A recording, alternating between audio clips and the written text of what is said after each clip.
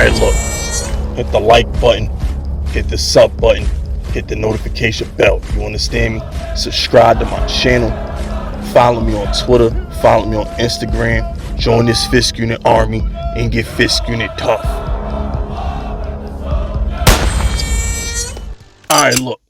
I know I'm a little late on this one, but last week, Tiki Barber said that he believes that Daniel Jones can be a top 5 quarterback. Now, normally I rip Tiki. We anti-Tiki. I'm old enough to remember the drama that he was causing. But look, the past is the past. Tiki finally talking some sense. He talking some sense. Now, my whole thing with Tiki Barber is this. He said it wrong. He misspoke. Okay? He shouldn't have said Daniel Jones can be a top 5 quarterback. Tiki Barber should have said he is a top 5 quarterback. Let me break this down for y'all. And I'm gonna say this in plain English so y'all understand me. The knock on Daniel Jones when he came into the league was he doesn't win games. He fumbles. They overlooked him throwing 24 touchdowns in 12 starts as a rookie. They overlooked it because he lost. They overlooked the 5-touchdown game, the 18-point comeback versus the Bucks. He had, 4 touchdowns and no picks, 300 yards versus the Lions and the Jets. Daniel Jones had a lot of great historical rookie performances his rookie year. It was overlooked because he fumbled the ball and he lost games. Well, he didn't lose games. The team lost games. All right. Now, you fast forward all the way to Daniel Jones' 4th season. Finally got him a good head coach. He's winning games, right? Daniel Jones wins games, a lot of 4th quarter comeback wins, all kind of shit, right? And now they say how do you give a guy $40 million who only throws 15 touchdowns? You see how it comes full circle with Daniel Jones? When he was putting up monster stat lines, he's a loser who fumbles. When he's winning games and being as clutch as anybody in football, he's not throwing enough touchdowns. They find a way to nitpick with Danny, right? But that's why he is, in my humble opinion, the 2nd best quarterback in the league. Okay? Brady is retired, Aaron Rodgers is a corpse, and Joe Burrow's overrated. I don't care what anybody says. That dude, Joe Burrow, he choked that AFC title game away a couple months ago. And a year ago, he choked away that Super Bowl. The last 2 plays of the last 2 seasons of Joe Burrow either ended with Chris Jones with his foot on his chest, pounding like Donkey Kong, or Aaron Donald with his foot on his chest, pounding his chest like Donkey Kong. Let's call it what it is. Joe Burrow ends seasons on his back. All right, Joe Burrow had the opportunity to win a Super Bowl and go back to a Super Bowl, and he lost. Jamar Chase, T. Higgins, Joe Mixon, he got all that help out there, and he can't win. He can't close games. I don't care what anybody says. He's overrated. Justin Herbert blowing 30-point leads in playoff games. We ain't going to talk about him. Okay? Lamar Jackson can't get out the 2nd round. We ain't going to talk about him. Deshaun Watson, we love you, but you got to get back to where you was before we put you back in there. Okay? Which leads you to a handful of quarterbacks who you can honestly, with a straight face, say these are your top 5 quarterbacks. Okay? I'm only going to talk about 3 of them because I don't care what you do with the rest of them. I don't care about the Trevor Lawrences. I don't care. The best 3 quarterbacks of football. Mahomes, he's all the way at the top. Mahomes is all the way at the top. There's Mahomes and then there's everybody else.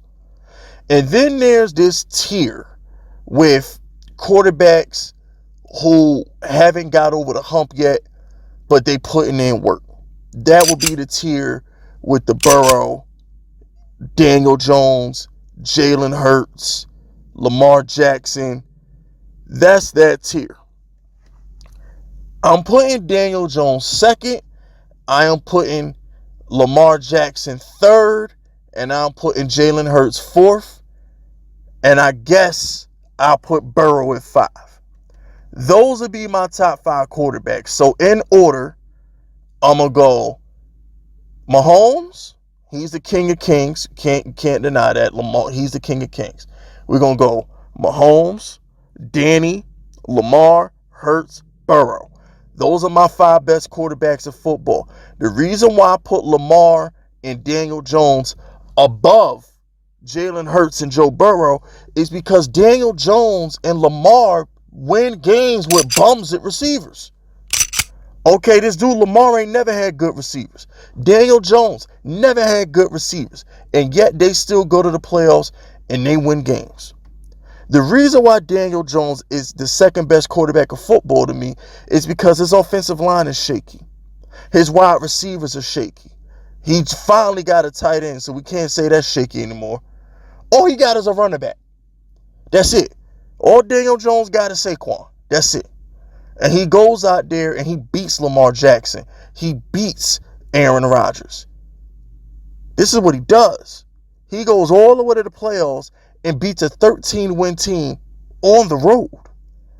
Let's not act like Minnesota didn't win 13 games. He beat them in Minnesota.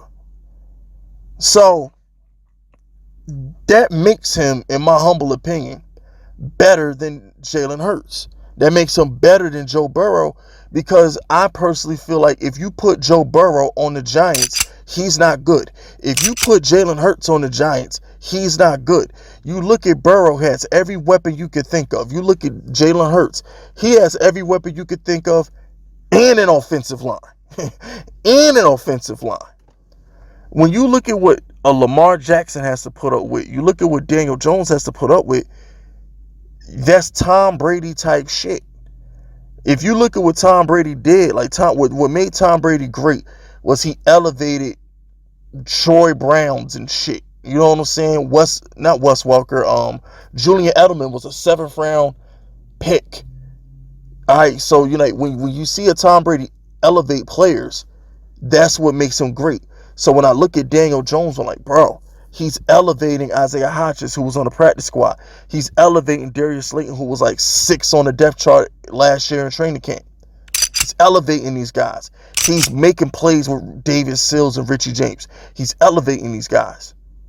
Does Richie James get a contract in Kansas City if he doesn't play well in Matt Kafka's offense? So you got Kafka running this offense in New York. You don't think he says, hey, yo, Andy Reid, he's okay?